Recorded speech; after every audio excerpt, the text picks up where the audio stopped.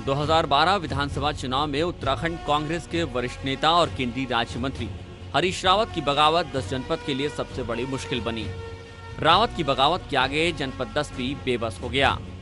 भले ही बहुगुणा को मुख्यमंत्री बनाने का फैसला 10 जनपद ने न बदला हो, लेकिन बहुगुणा मंत्रिमंडल में हरीश रावत का दबदबा, राज्यसभा का टिकट, विधानसभा स्पीकर, ये कहानी खुद बयां कर रहा है कि जिसके आगे हर कांग्रेसी सिर झुकाता है, जिसका फैसला कांग्रेस में सर्वोपरि है, वो 10 जनपद बेबस था। राष्ट्रीय परिदृश्य में हरीश रावत भले ही छोटा नाम हो, लेकिन नए नवेले पहाड़ी प्रदेश में हरीश रावत किसी पहचान के मोहताज नहीं, और ये पहचान रावत को 10 जनपद के बूते ही हासिल हुई। एक नजर डालते हैं रावत के राजनीतिक करियर पे तो सारी तस्वीर खुद ब खुद साफ हो जाती है। छात्र राजनीति के बाद ब्लॉक प्रमुख से अपने राजनीतिक करियर की शुरुआत करने वाले हरीश रावत सन 1980 में पहली बार 7वीं लोकसभा के सदस्य बने। 1984 में फिर से 8वीं लोकसभा के लिए चुने गए। 1989 में तीसरी बार 9वीं लोकसभा के लिए चुने गए। 2001 से 2007 तक उत्तराखंड प्रदेश कांग्रेस के अध्यक्ष रहे। 2002 के विधानसभा चुनाव में रावत के नेतृत्व में कांग्रेस उत्तराखंड में सत्ता में लौटी तो रावत को मुख्यमंत्री कुर्सी मिलने का पूरा भरोसा था, लेकिन आलाकमान ने एनडी तिवारी को बना दिया सीएम। कुर्सी मिलने की उम्मीद लगाए हरीश रावत को आलाकमान के इस फैसले से मानो सांप सूंघ गया, लेकिन 10 जनपद के इस फैसले का ज्यादा दिन तक विरोध नहीं कर सके।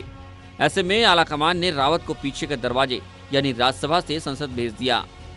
2009 में चौथी बार हरिद्वार से 15वीं लोकसभा के सदस्य चुने गए तो 10 जनपद ने प्रदेश के 5 कांग्रेसी सांसदों में से सिर्फ रावत को ही मंत्री पद दिया। पहले श्रम एवं रोजगार मंत्री रहे, बाद में राज्य मंत्री संसदीय कार्य बनाकर महत्वपूर्ण जिम्मेदारी सौंपी गई। 2012 विधानसभा चुनाव में भाजपा बैकफुट पे थी। कांग्रेस को सत्ता में लौटने की पूरी उम्मीद थी। हरीश रावत को लगा था कि एक बार फिर से उनका उत्तराखंड का मुख्यमंत्री बनने का सपना पूरा हो सकता है। लिहाजा टिकट बंटवारे से लेकर चुनाव प्रचार तक हरीश रावत का दखल साफ दिखाई दिया। रावत पूरे जोश में थे। चुनाव के नतीजे आए तो कांग्रेस भले ही पूर्ण बहुमत हासिल न कर सकी, लेकिन जोड़ तोड़ कर सरकार बनाने की स्थिति में आ गई थी। सवाल खड़ा हुआ कि आखिर कौन बनेगा मुख्यमंत्री। दावेदार कई थे। हरीश रावत समेत प्रदेश के 3 सांसद और 3 विधायक। देहरादून से लेकर दिल्ली तक जंग जारी थी, लेकिन दौड़ में सबसे आगे रहे हरीश रावत आश्चर्यजनक रूप से पिछड़ गए तो रावत ने कर दी समर्थक विधायकों के संग बगावत। रावत ने उस 10 जनपद के खिलाफ बगावत का झंडा थामा जिसने हरीश रावत को इस लायक बनाया था कि रावत सीएम की कुर्सी की दौड़ में सबसे आगे थे।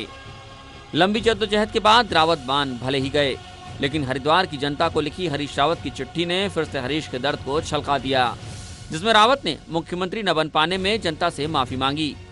इस पत्र के मायने आम लोग भले ही न समझ पाए हों, लेकिन हरीश रावत ने एक और पासा फेंककर अपने दिल की कह दी। यानी बात वहीं आकर खत्म होती है कि राजनीति में कुर्सी की लड़ाई से बड़ी लड़ाई कोई नहीं। और उत्तराखंड 2012 विधानसभा चुनाव के नतीजों के बाद उत्तराखंड कांग्रेस ने इस बात को साबित भी कर दिया। दीपक तिवारी, नेटवर्क 10, देहरादून।